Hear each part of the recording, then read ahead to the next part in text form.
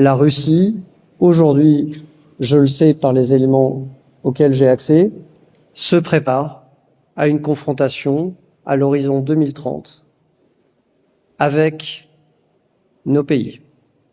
Elle s'organise pour ça, elle se prépare à ça, et elle est convaincue que son ennemi existentiel, c'est l'OTAN, c'est nos pays.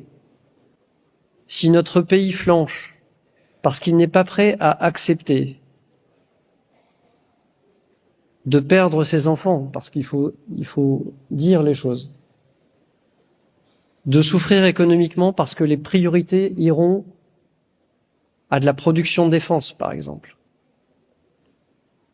Si on n'est pas prêt à ça, alors on est en risque. Mais je pense qu'on a la force d'âme. La France a toujours démontré sa force d'âme dans les moments difficiles. Et là, on est dans le moment où il faut en parler. Il faut en parler dans vos communes. Parce que spontanément, c'est pas des lectures du dimanche, c'est pas quelque chose d'accessible facilement. On peut avoir le sentiment que c'est loin, et c'est vrai que ça reste loin. La mécanique, c'est pas des chars russes qui débarquent en Alsace. La mécanique, c'est une mécanique de solidarité.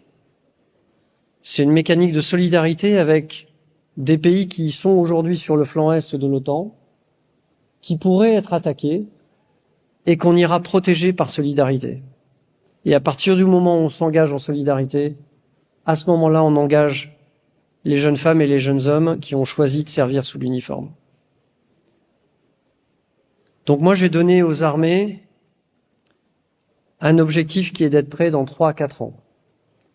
Mais j'ai besoin que la nation soit prête à soutenir cet effort si on devait le faire. Je suis convaincu, je vous le dis, je suis convaincu que si nos ennemis voient notre détermination à nous défendre, à protéger ce que nous portons comme valeur, comme histoire, ils iront voir ailleurs. Parce qu'ils savent que nous sommes plus forts. Mais il faut en faire la démonstration, et c'est dans les 3 années qui viennent. C'est fondamental.